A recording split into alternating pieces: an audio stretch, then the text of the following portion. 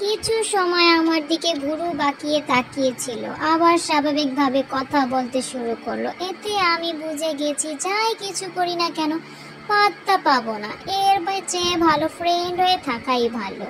মাঝে মধ্যে ওর পড়ানোর সময় আঙ্কেল বাসায় থাকতো, তখন ও মজার কিছু দেখলে বা এমন কিছু যা ওনার সামনে বলা যাবে না সব খাতায় লিখে জিজ্ঞেস করতো। আমিও লিখে বলে দিতাম। বিষয়টা প্রেমিক প্রেমিকাদের মতন লুকোচুরির মতন মনে হতো।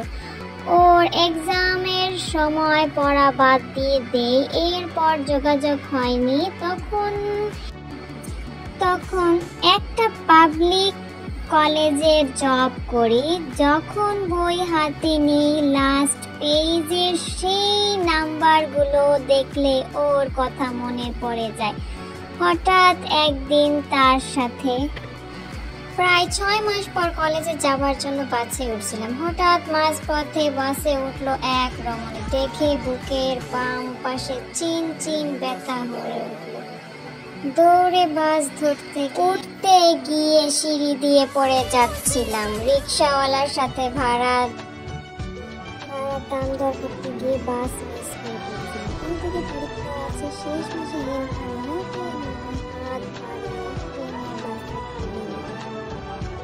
পিছনের বান্ধবী হাসছে। মন চাচ্ছিল এরকম হাসার কি দরকার, দেখছিস লেট হয়ে গেছে, তারপর হাসছে। দাঁড়িয়ে আছি, বাসে খুব ভিড়, এর জন্য দাঁড়িয়ে যেতে হচ্ছে।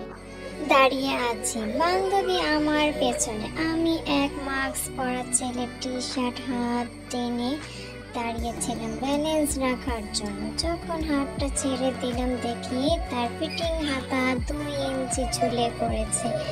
ছেলেটা বলল, এর চাইতে ভালো ছিল আমার হাতটা ধরতেন, এখন এটা কি করলেন?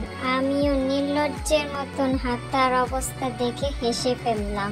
দাঁড়িয়ে দাঁড়িয়ে যাচ্ছি, একজন বয়স্ক লোকের পাশে দাঁড়িয়েছিলাম। উনি ঘুমাচ্ছিলেন। হঠাৎ বাস ব্রেক করায় ছিটকে গিয়ে বাসের সিট